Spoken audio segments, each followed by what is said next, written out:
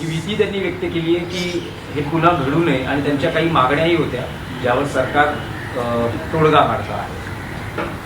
सोनम वांगचूक यांनी 26 दिवसांचं उपोषण मागे घेतलं. याबद्दल सगळ्यांनाच एक आनंद आहे. 26 दिवस त्यांनी उपोषण केलं. त्यांच्या उपोषणामुळे एक आंदोलन उभं राहिलं. देशातली युवा पिढी रस्त्यावर उतरली, इतर लोक रस्त्यावर उतरले, आजही आहेत ते. पण मध्यरात्री उपोषण सोडण्याची गरज नव्हती. ते सगळ्यांच्या समक्ष जंतर मंतर इथून त्याने हे उपोषण सुरू केलं होतं. तिथे येऊन त्याने उपोषण सोडलं असतं तर देश अधिक आनंदित झाला असता, हे माझं मत आहे. विशेषतः ज्या सरकारविरुद्ध आंदोलन आपण केलं त्या सरकारचे 2 मंत्री येतात आणि आपलं आंदोलन व आपलं उपोषण सोडतात. माझी अशी भूमिका आहे, मी असं म्हणतो, एक आंदोलक म्हणून हे आंदोलन यशस्वी व्हावं म्हणून या देशातल्या हुकुमशाही विरोधी लढे देणाऱ्या अनेक संघटना, संस्था आणि राजकीय पक्ष एकत्र आले. त्यांच्यापैकी तिथे कोणी एखादा प्रतिनिधी उपस्थित असायला हवा होता. किमान अभिजित दिपके असायला पाहिजे होते. किमान या देशाचे विरोधी पक्षनेते असायला पाहिजे होते. हे आंदोलन देशाचं होतं. सरकारने कोणत्या मागण्या मान्य केल्या याच्याविषयी अजूनही संभ्रम आहे. जी मूळ मागणी होती ती मूळ मागणी निष्क्रिय आणि भ्रष्ट शिक्षण मंत्री या देशाचे धर्मेंद्र प्रधान यांचा राजीनामा घेतल्याशिवाय आंदोलन संपणार नाही, उपोषण संपणार नाही, ही आमच्या सगळ्यांची जिद्द होती. त्या मागणीचं काय झालं हे देशाला सांगावं लागेल. धर्मेंद्र प्रधान यांना का वाचवलं जात आहे आणि धर्मेंद्र प्रधान जर वाचवले जाणार असतील तर सोनम वांगचूक यांचं 26 दिवसाचं उपोषण काय कामाचं. आणि त्याच सोनम वांगचूक यांच्या त्या मागणीसाठी लाखो लोक देशभरात रस्त्यावर उतरले, जंतर मंतरपर्यंत पोहोचले.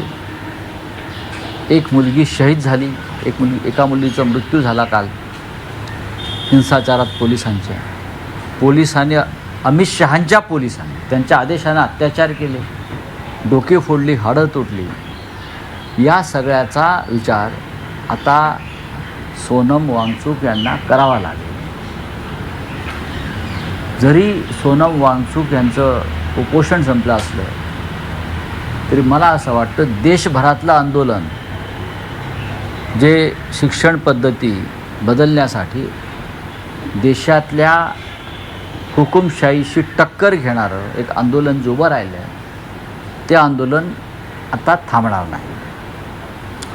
मुंबईमध्येच आज एक महत्त्वाचं आंदोलन आहे. शिवतीर्थावर शिवाजी पार्कला आदित्य ठाकरे युवासेना प्रमुख यांनी आज आणि इतर सगळ्या संघटना संस्था मिळून राष्ट्रगान आंदोलन आहे. त्यानंतर रविवारी माननीय उद्धव ठाकरे आणि माननीय राज ठाकरे यांनी आयोजित केलेला एक विराट मोर्चा आहे.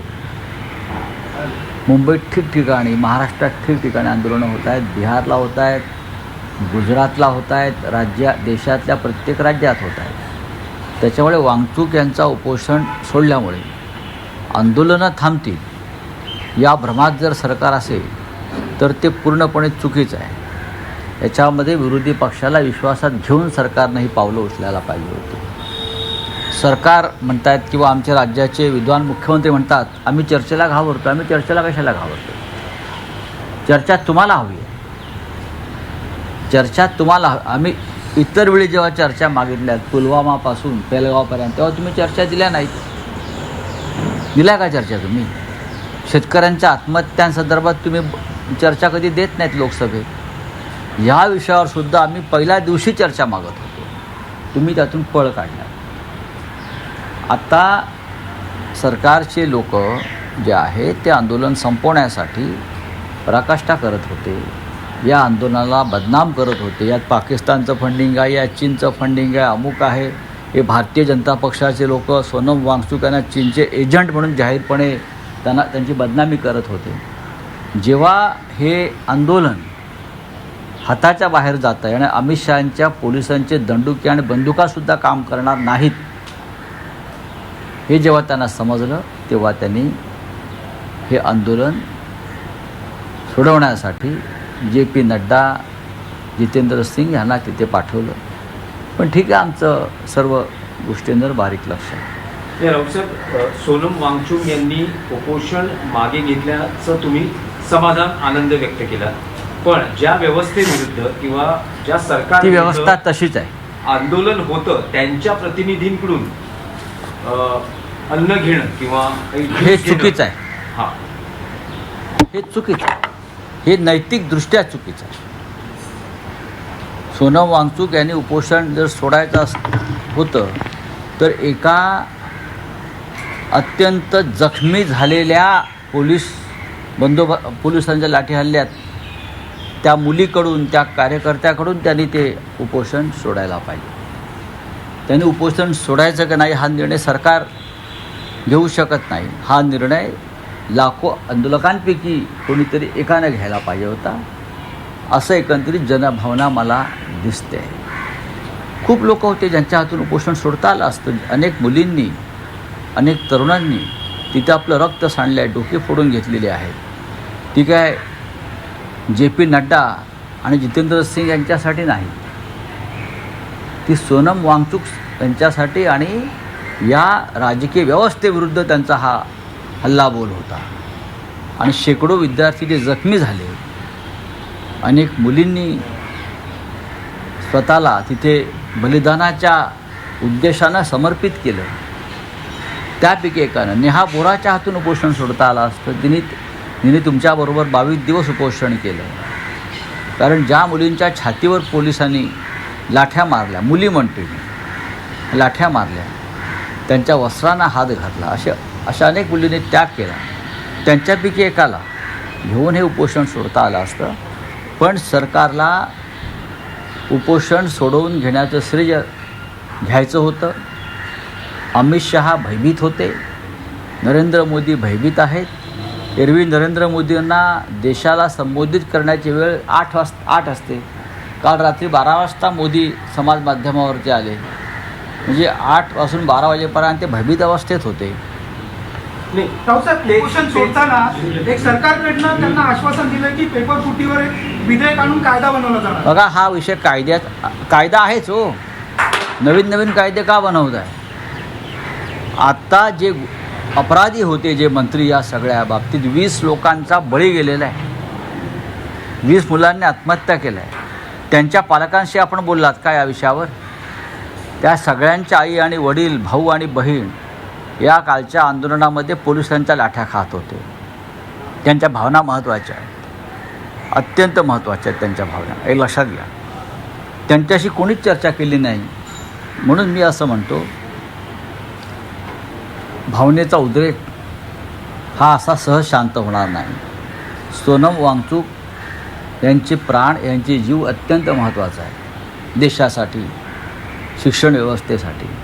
उपोषण सुटलं याचा आनंद आहे, पण त्यांनी ही लढाई कायम ठेवली पाहिजे. आम्ही सगळे त्यांच्याबरोबर आहोत. भारतीय जनता पक्ष या आंदोलनात सहभागी होणार नाही. त्यांनी हे आंदोलन बदनाम करण्याचा प्रयत्न केला. त्यांनी वांगचुक यांना बदनाम करण्याचा प्रयत्न केला. त्यांना वांगचुक यांना परदेशी एजंट ठरवलं आणि ते एजंट ठरवण्यामागे या 2 मंत्र्यांच्या हातून त्यांनी उपोषण सोडलं, ते सुद्धा आहे. नाही राऊतसाहेब, तेच उपोषण मागे सोडण्यातला आणखी एक मुद्दा असा आहे की त्यांनी मध्यरात्री हॉस्पिटलमध्ये सरकारच्या प्रतिनिधींकडून जे प्रतिनिधी त्यांच्याशी चर्चा करत होते त्यांच्याकडून अन्न घेतलं आणि उपोषण मागे घेतलं. तुमचं असं म्हणणं आहे का की आंदोलनाच्या व्यासपीठावर जिथे उपोषण सुरू झालं होतं तिथेच आंदोलकांच्या समक्ष होय. हे उपोषण आंदोलन जर मागे घेतलं असतं सोनम वांगचुक यांनी तर आणखी बरं झालं असतं? तर एक लक्षात घ्या, जंतर मंतरला ज्या मंचावरून वांगचुक यांना फरफटत नेलं, ज्या सरकारनं आंदोलनाची अप्रतिष्ठा करून बेआबरू करून आंदोलन चिरडून टाकण्यासाठी 20व्या दिवशी 21व्या दिवशी क्रूश झालेले वांगचुक यांच्याभोवती पांढरी चादर उभी करून भिंतीसारखी त्यांना अक्षरशः स्ट्रेचरवरून सुद्धा नेलं नाही, त्यांना फरफटत नेलं. त्या सरकारला हे दाखवायला पाहिजे होतं आम्ही सगळ्यांनी की त्याच जागेवरती आम्ही जाऊ आणि आम्ही उपोषण सोडू. कारण हे आंदोलन देशाचं, हे आंदोलन एका व्यक्तीचं नाही. एकटी व्यक्ती जेव्हा उपोषण करते, आंदोलन करते, तेव्हा त्याला काय अर्थ नसतो. असे रोज अनेक लोक बसतात उपोषणावर. पण जेव्हा त्या आंदोलनासाठी लाखो लोक रस्त्यावर उतरतात तेव्हा ते आंदोलन देशाचं आंदोलन होतं, लक्षात घ्या. त्याच्यामुळे त्याच जागेवरती येऊन या हुकुमशाही सरकारच्या नाकावर टिचून हे आंदोलन, हे उपोषण सगळ्यांचा साक्षीनं त्यांनी सोडलं असतं तर त्या दिवशी ती रात्र ही राष्ट्रीय तेजानं तळपून निघाली असते. नाही, पण डॉक्टर साहेब, एक असं आहे की आता पुढे काय, जे तुम्ही म्हणतात सगळ्यांचंच लक्ष आहे. कारण सोनम वांगचुक यांनी आपलं उपोषण मागे घेतलं. हे आंदोलन धर्मेंद्र प्रधान यांचा राजीनामा आम्ही घेऊनच मागत थांबेल? नाही, हे बघा, अण्णा हजारे यांचं उपोषण संपलं, त्यानंतर अण्णा हजारेही संपले. सरकार जेव्हा आंदोलनात सहभागी होतं, सरकारनं जर मागणी मान्य करून आंदोलन संपवलं असतं तर या देशाला एक नवी दिशा मिळाली असती.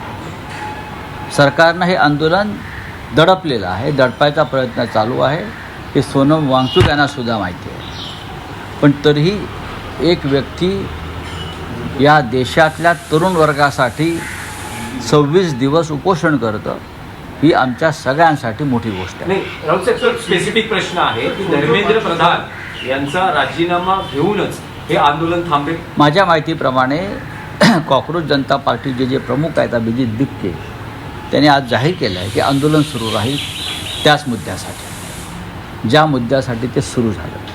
सोनम वांगचुक हे सुद्धा त्या आंदोलनात सहभागी होतील अशी माझी अपेक्षा आहे. पण विरोधक पंतप्रधानांचा जो आज व्हिडिओ आहे ते म्हणतात की आम्ही पुढच्या आठवड्यात कसला एक कायदा? कायदा आणतो आहोत, विधेयक आणतो आहोत. आता विरोधी पक्षाची या देशामध्ये पक्षांतर बंदी कायदा आहे, म्हणून पक्षांतर याने थांबवलीत का? पक्षांतर बंदी कायदा मोडून आमदार खासदार विकत घेतले जात आहेत. मोदींवरती विश्वास कोण ठेवतं का? तुम्ही पण ठेवू नका मोदींवरती विश्वास, अजिबात ठेवू नका, बर्बाद व्हाल. पक्षांतर बंदी कायदा अत्यंत कठोर आहे. पक्षांतर बंदी कायद्यामध्ये कोणत्याही प्रकारच्या फुटीला आणि परस्पर विलिनीकरणाला अजिबात त्यांनी महत्त्व दिलेलं नाही किंवा शक्यच नाही, मान्यता नाही. तरीही मोदी, अमित शहा, देवेंद्र फडणवीस हे जे लोक आहेत राजकारणातले, हे पक्ष फोडतात, आमदार खासदार विकत घेतात, लोकसभा अध्यक्ष त्याला मान्यता देतात बेकायदेशीरपणे. ही त्या कायद्याशी, संसदेत झालेल्या कायद्याशी बेईमानी आहे. त्याच्यामुळे मोदी जो काय नवीन कायदा आणतात ती त्याच्यापेक्षा मोठी बेईमानी आहे. बोलिये.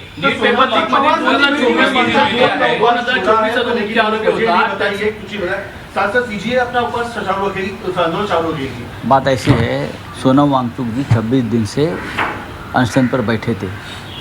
आसान नहीं है इतने दिन तक अनशन लंबे समय तक खींचना. उनकी तबीयत, उनका जीवन देश के लिए बहुत महत्वपूर्ण है, क्योंकि बहुत बड़ा सामाजिक कार्य, शिक्षा में और भी कामों में उनका योगदान रहा है. लेकिन जो अनशन छोड़ दिया है, जिनको हाथों से सरकार के जो नुमाइंदे आए थे, 2 मंत्री, वो चिंता का विषय है। जिस सरकार ने युवाओं पर, छोटी छोटी बच्चे जो वांगचुक जी के लिए आए थे वहाँ लाखों की संख्या ने, कुचल दिया उनका आंदोलन, लाठी से मार दिया, गोलियां चलाई, छर्रे वाली बंदूकें चलाई, हाँ हड्डियाँ तोड़ दी, सर तोड़ दिए, खून बहता था सबके मुंह से और शरीर से। तो जंतर मंतर में से जिस तरह से वांगचुक को उठाया, तर सोनम वांगचुक यांनी उपोषण सोडलेलं आहे आणि यावरून संजय राऊतांनी प्रतिक्रिया दिलेली आहे। जरी हे उपोषण सोडलं गेलं तरीही आंदोलन संपल्याचं सरकारनं गैरसमजामध्ये राहू नये असं राऊत म्हणाले आहेत।